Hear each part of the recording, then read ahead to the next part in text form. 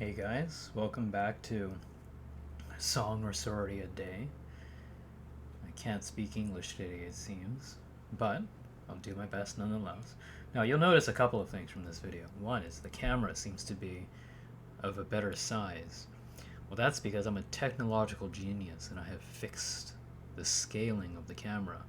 Not that many of you will appreciate the prowess that went into that successful attempt.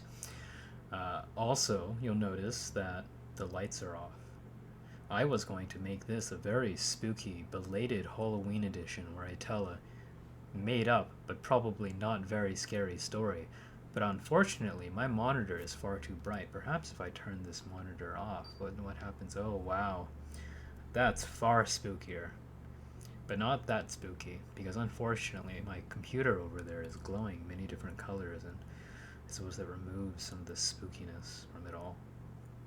But nonetheless, I've set the mood and I've set the tone for this spooky video recording. Now, what you'll also notice is I don't have my whiteboard up, and that's because I'm lazy. But I will have it up. Until then, you can make do with this completely made up and probably not scary at all story that I've made up just now. I'm still delaying the start of the story so I can think of what the story will be. There once was a town called Eglerd, and it was a small town whose main produce was cheese. And in this town, there lived a family, the Templetons. And you see, the Templetons were well known for their cheese. However, they had a child, Bruce. Bruce Templeton, who is a very gluttonous boy. And every time his family made any cheese, he would always make sure to take his part before any of it was packaged and sold to the market. His mother told him one day, "Bruce, you can't eat all our cheese. We need it for our family." But Bruce said in his squeaky voice, "No, Mother, it's my cheese." And that's the type of conversation that went on between Bruce and his frail old mother, who needed the cheese to support the family.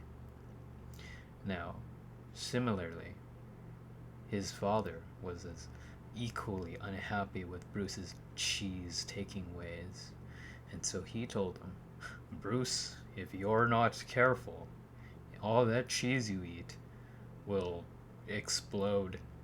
But Bruce was a smart boy. He knew that that couldn't possibly be the case. And off he squirreled more cheese into his belly every day. Until one day, he squirreled away just a bit too much, and he was feeling a little bit plump, and he decided to go to rest. Now you might be wondering, what happened to poor Bruce? Did he explode like his father had forewarned? No, because that's unrealistic, and that would be a terrible foreshadowing device. No, instead, what happened was the next day when his parents went into his room, all traces of Bruce had disappeared except for the clothes that he had slept in, and that's because he had been eaten by millions and millions of rats, for all of the cheese he had eaten attracted rats who ate him. The end. Wasn't that a pleasantly scary story? I felt like if I had expanded that a little bit more, I might have not exploded like Bruce, but it could have been a very good story. Look, I didn't say I'd be able to make a good story, alright? I made that up on the spot, and you're going to have to appreciate the work and effort that went into it. And if you want a better scary story, well, you're going to have to give me more time than the amount of time that I had. I had good voice acting, I had a character, I had names. Bruce, alright? Bruce Templeton in the town of Eglerd. I don't know what the mother and father were called, but no one asked them either. So, hope you enjoyed my scary Halloween story, and let that be a lesson to you. If you eat too much cheese, it's no good, especially if your family relies on that cheese. Okay, millions of rats will get you, and then that's it. Your story's going to be told poorly by some random person living in some place that's not Eggard. Okay, the end. That's all you're getting. The end.